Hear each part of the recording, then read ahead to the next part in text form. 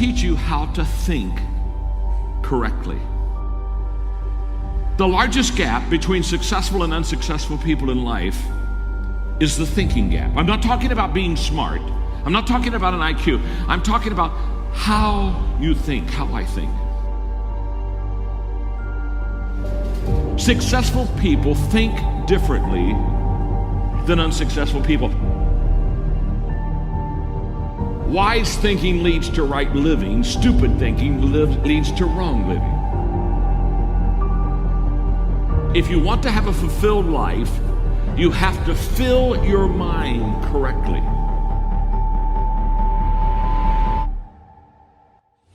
Right now, you need to focus on today. And what I realized so many leaders don't understand is that truly today matters. And we overestimate what we can do tomorrow. We over-exaggerate what we did yesterday, but we underestimate what we can do right now. The only time you have, the only time I have, is now. So the question for all of us is, what am I doing with now?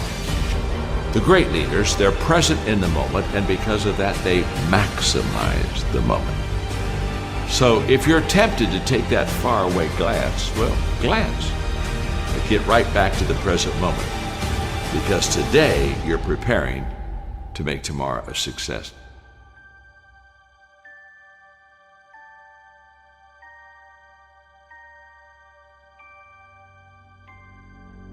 Well, we all want to be motivated, and yet so many times we fail to find the secret of motivation, and so let me give it to you quickly. Just do it. Motivation is not the cause of action, it's the byproduct of action. There's a lot of difference. If I think motivation is the cause of my action, then I'm going to wait to be motivated before I do something. But if I realize it's the byproduct of my action, then I'll start doing something. And then guess what? Motivation will come up and zap you, and all of a sudden you feel good and you're glad you're doing it. And you're saying, wow, this is truly wonderful. So let it be the byproduct of your life. Don't let it be the foundation for the actions that you take in your life. Nothing comes to you until you commit yourself. Nothing comes to you if you're just going to try, but you're not committed. Nothing comes to you if you're just thinking about it. It's not until you take the action step. It's not until you take the direction do the things start to flow through you. But I'm saying don't cheat yourself out of the possibility of the potential that's on the other side of commitment. Stay with it long enough to find out if there's any fruit in it. You can do goal setting with a pencil, but you have to do goal getting with your legs. You got to take action.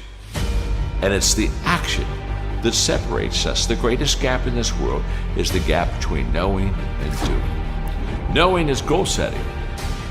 Doing, now that's goal achieving. People that are knowledgeable about habits say that it takes 30 days for a habit to become a habit. Now, habits can be good and habits can be bad. So over a period of time, you can either be developing habits that are going to help you, or you can be developing habits that are going to hurt you. People that grow develop habits that help them. The great value of a good habit is you don't have to think about it. That's why it's a habit. In other words, once you begin to, over days and times and periods, begin to practice something that is good, after a while, it becomes automatic to you. It becomes who you are. In fact, I always tell people, practice a good habit long enough to make it yours. And once it's yours, now it's automatic. Every day, you'll do what you should do. Often I have the expression that everything worthwhile is uphill. That's a fact. You've never heard someone talk about accidental achievements.